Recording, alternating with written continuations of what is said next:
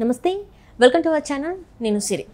పిన్నెల్లి రామకృష్ణారెడ్డి గారికి అయితే పోలీసుల కస్టడీ అయితే ఆదేశించారు. 2 రోజుల పాటు పోలీసుల కస్టడీ ఆదేశించారు. అయితే అక్కడ మరి 3rd డిగ్రీ ప్రయోగించే అవకాశం ఉందా లేదా అనేది మనకు వివరించడానికి మనతో పాటు ఉన్నారు ప్రముఖ సీనియర్ జర్నలిస్ట్ జగదేవ్ గారు. నమస్కారం సార్. నమస్తే సార్. ఇప్పుడు చూస్తుంటే పిన్నెల్లి గారు అయితే నెల్లూరు సెంట్రల్ జైల్లో ఉండడం జరిగింది. ఇప్పుడు మరి ఏంటంటే 2 రోజులు పోలీసుల కస్టడీకి అయితే ఆదేశాలు జారీ చేశారు. మరి అక్కడ మరి ఈ 2 రోజులలో 3rd డిగ్రీ ప్రయోగించే అవకాశం ఉందంటారా?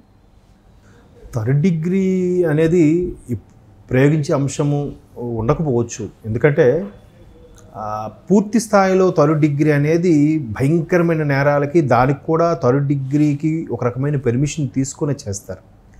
తరువాత ఇవాళ రేపు ఇటువంటి ఇన్వెస్టిగేషన్లన్నీ కూడా ఎట్లా ఉన్నాయంటే ఖచ్చితంగా వీడియో షూట్ చేసే ఇన్వెస్టిగేట్ చేస్తున్నారు.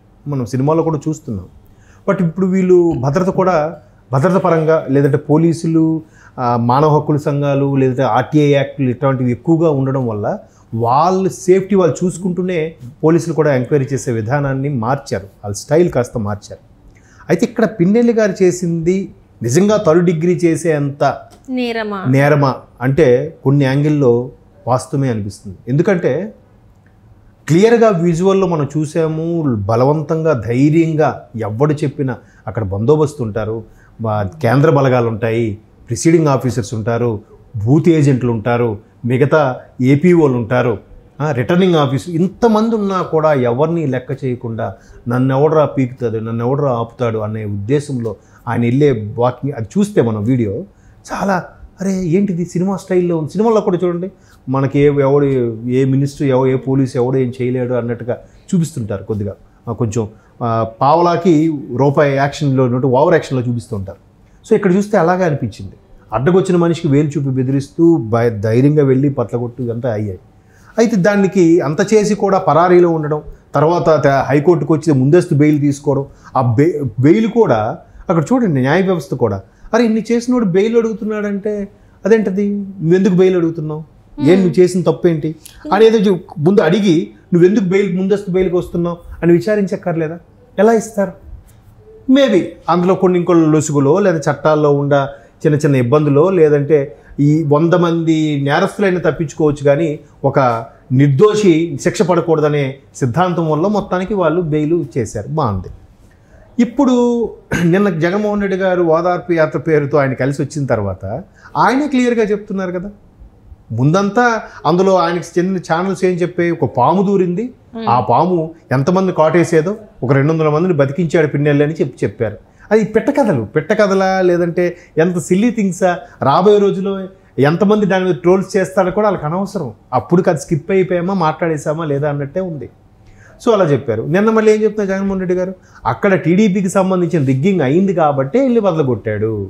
నిజంగా మాదే అయితే మేము ఎందుకు బదలగొట్టుకుంటాం అన్నాడు. అంటే ఇండైరెక్ట్గా ఈయన ఒప్పుకుంటున్నట్టు కదా మావాడు బదలగొట్టాడని. మరి ఏం స్టేట్మెంట్లు అమ్మవి?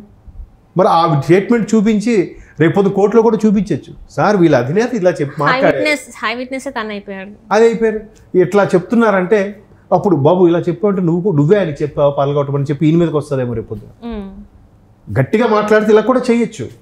కానీ అలాగ లేకుండా అంత మసిపూసి మారేడుగా చేసినట్టుగా వ్యవస్థలు కూడా ఒక్కొక్కసారి చాలా ఆశ్చర్యంగా అనిపిస్తుంటుంది. మేబీ ఆ స్థాయి సబ్జెక్ట్ మనకు లేదేమో, మనకు అర్థం కాదేమో, ఏమో హాలీవుడ్ సినిమా చూసినట్టు ఉందేమో అనిపిస్తుంటుంది వ్యవస్థ ఇవన్నీ చూస్తుంటే. అయితే ఇప్పుడు పిన్నెల్లి గారికి కోర్టు బలమైన ఇవన్నీ చూపించడం వల్ల, ఎలక్షన్ కమిషన్ ఇచ్చిన వీడియో చూపించడం వల్ల మొత్తానికి 2 రోజులు కస్టడీ విధించారు. ఈ 2 రోజుల కస్టడీలో కూడా లైవ్ ఫుటేజ్ వీడియో తీసి ఫుటేజ్ ద్వారానే వాళ్ళకి ఇంట్రాగేట్ చేయమని చెప్పారు. అయితే ఇంట్రాగేట్ చేసినప్పుడు నేను మా ఎమ్మెల్యేని, మాజీ ఎమ్మెల్యేని, నాకు ఎంత పరపతి ఉంది, నా బ్యాక్గ్రౌండ్ ఇది, నా వెనక జగన్మోహన్ రెడ్డి గారు ఉన్నారు అని ఏవైనా టెక్కు ప్రదర్శిస్తే కనుక పోలీసులు వాళ్ళ చూపించే స్టైల్లో వాళ్ళకు ఉంటుంది. అయితే కింద స్థాయి వాళ్ళకి కూడా పూర్తి స్థాయి పవర్స్ ఇవ్వాలి. సరైన ఇన్వెస్టిగేషన్ ఆఫీసర్ పడితే ఖచ్చితంగా రావాల్సింది అవుట్పుట్ అంతా రాబడతారు. కాకపోతే రాజకీయాల ప్రెషర్ వల్ల కొన్ని రకాల వాళ్ళు ఛేదించలేకపోవచ్చు, కానీ వాళ్ళ దగ్గర ఇన్ఫర్మేషన్ అంతా ఉంటుందమ్మ. ఇప్పుడు మనకి ఏదో సినిమాలో కూడా చూపిస్తాడు, సరైన ఆఫీసర్ తగలదు నీకు, సరైన ఆఫీసర్ తగిలితే పడుతుంది ఇది అని అంటాడు అదే సినిమాలో శ్రేయా జెషిండే గారు. అలాగా సరైన ఆఫీసర్స్ని కానీ అక్కడ ఇన్వెస్టిగేషన్ పెట్టి లేదా ఎంక్వైరీలు కానీ పెడితే ఖచ్చితంగా రావాల్సిన అవుట్పుట్ వస్తుంది. ఎంత ట్యాకిలింగ్గా ఎంత చాకచక్యంగా మాట్లాడతారో తెలియదు. ఒకవైపు గౌరవిస్తూనే ఒకవైపు రకరకాల ప్రశ్నలు సంధిస్తూనే ఎలా లాగాలో లాగుతారు. అది ఇంకా ఆడవాళ్ళనే వదలట్లేదు, ఎంత చక్కగా లాగుతున్నారు. ఇప్పుడు కవిత గారు దొరికిపోయారుగా, ఏమేమి మాట్లాడారు క్లియర్గా అరెస్ట్ చేశారుగా. అలాగే ఇతను దొరకడానికి ఈజీగా దొరుకుతారు. దానికి థర్డ్ డిగ్రీ స్థాయి అవసరం ఉండకపోవచ్చు. బట్ ఆ 2 రోజుల కొనసాగింపులో కూడా ఆయన నిజాలు చెప్పకపోయినా లేదంటే వాస్తవాలు ఒప్పుకోకపోయినా మరో 2 రోజులు పొడిగించే అవకాశం కూడా ఉంది. మళ్ళీ అర్జీ పెట్టుకుంటారు కోర్టుకి. ఏముంది, ఎంత జరిగింది లైవ్ విట్నెస్గా వీడియో ఫుటేజ్ దొరికినా కూడా ఈయన నిజాన్ని నిర్భయంగా ఒప్పుకోవట్లేదు, దీన్ని కూడా కప్పిపుచ్చే ప్రయత్నం చేస్తున్నారు. వాళ్ళకి కప్పిపుచ్చే ప్రయత్నం చేస్తే మరికొద్ది నేర పరిగణన ఎక్కువగా పరిగణిస్తారు వాళ్ళు.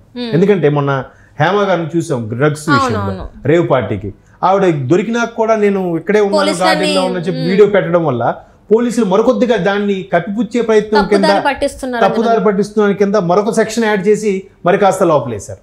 సో ఇట్లాంటి ఇక్కడ కూడా ఆయన ఇంకా ఒప్పుకోకుండా ఏమైనా చేస్తే మరికొద్దిగా తప్పుదారి పట్టించేలాగా మీ ఇంతకుముందు గతంలో ఎమ్మెల్యేగా ఉన్న సందర్భంగా మీ శ్రేణికి తగ్గట్టుగా మీ నియోజకవర్గ ప్రజలకు మీరు ఏమైనా సందేశం ఇవ్వబోతున్నారు, ఇదే మీరు ఇచ్చే సందేశం అన్నట్టుగా పోలీసులకు తప్పుదో పట్టించే విధంగా కూడా సెక్షన్లు యాడ్ చేసి విధంగా మరికొద్దిగా సివియర్గా ఉండొచ్చు. కానీ థర్డ్ డిగ్రీ అయితే మాత్రం ఉంటుందని నేను అనుకోవట్లేదు. అంటే ఇప్పటివరకు చూసుకున్నట్టయితే తన మీద అది మర్డర్ కేసు కూడా ఉంది, ఈ ఈవీఎం కేసు కూడా ఉంది. అంటే ఎలక్షన్స్ టైంలో చూసాము ఇలాంటివి ఏం జరిగాయో. అంటే ఈ 2 రోజులలో ఎలాంటి ప్రశ్నలను సంధించే అవకాశం ఉంది? అంటే పోలీసు నుంచి వెళ్ళి తను ఎదుర్కొనే ప్రశ్నలు ఎలా ఉంటాయి, అసలు ఏంటి? ఇప్పుడు ఫస్ట్ థింగ్ ఆయన మీద ఒక 4-5 సెక్షన్లు విధించారు.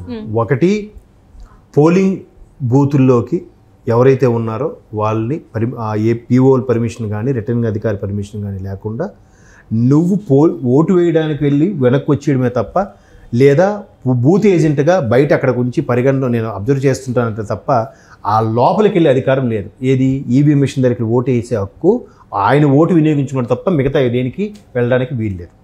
మళ్ళీ పోలింగ్ అంతా అయిపోయిన తర్వాత ఆ ఏపీఓలో పీఓలో వెళ్ళి మిషన్ అంతా కరెక్ట్గా ఉందా లేదా, ఏమైనా మన పడ్డ ఓట్లకి దీనికి టాలీ అవుతుందో చెక్ చేసుకున్నంత వరకే లాస్ట్లో, కానీ ఈలోగా వాళ్ళు కూడా వెళ్ళడానికి లేదు. ఎక్కడైనా మిషన్ ఖరాబ్ అయ్యి కంప్లైంట్ ఇస్తే వెళ్ళాలే తప్ప.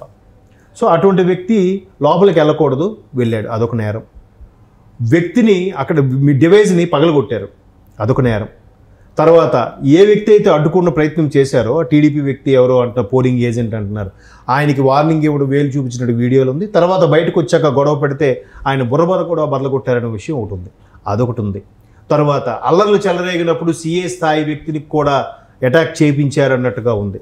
తర్వాత ప్రభుత్వ ఆస్తులు ధ్వంసం అవడానికి కూడా కారకుడు అన్నట్టు కూడా ఉంది. ఇన్ని జరిగిన తర్వాత అక్కడ ఆ సమక్షంలో ఎంక్వైరీకి వెళ్తే ఆయన అబ్స్కాండ్ అయ్యాడు, అదొక నేరం కూడా ఉంది. ఇన్ని ఉన్నప్పుడు, ఇన్ని సెక్షన్లు ఉన్నప్పుడు, ఈ సెక్షన్లన్నిటికీ ఒక్కొక్కటిగా సంధించినప్పుడు ఎట్లాగా 2 రోజులు ఎక్కడ సరిపోతుంది? ఇటువంటి ముదుర్లకి, ఇటువంటి టాలెంటెడ్ పర్సన్స్కి ఏదో ఒకటి చెప్తారు. ఆ క్షణంలో అప్పుడు పాము దూరింది కానీ చెప్పి ఏదో ఆ క్షణంలో నాకేదో పని చేయలేదబ్బా ఏదో కూడా చెప్పొచ్చు. యాక్టింగ్ చేస్తారంటారా? మేబీ వాళ్ళ సెల్ఫ్ సర్వే అవ్వడం కోసం ఏదైనా చేయొచ్చు కదమ్మా. కాబట్టి 2 రోజులు సరిపోకపోవచ్చు. దీన్ని మరి కాస్త పోలీసులు కోర్టుకి పర్మిషన్ పెట్టి ఆ కస్టడీని పొడిగించే అవకాశం ఉంటే ఉండొచ్చు. ఈలోగా మొత్తానికి ఆయన ఒప్పుకుంటే ఓకే, ఒప్పుకోకపోతే వాళ్ళదైన స్టైల్లో చేసే అవకాశం కూడా ఉంది. Right sir.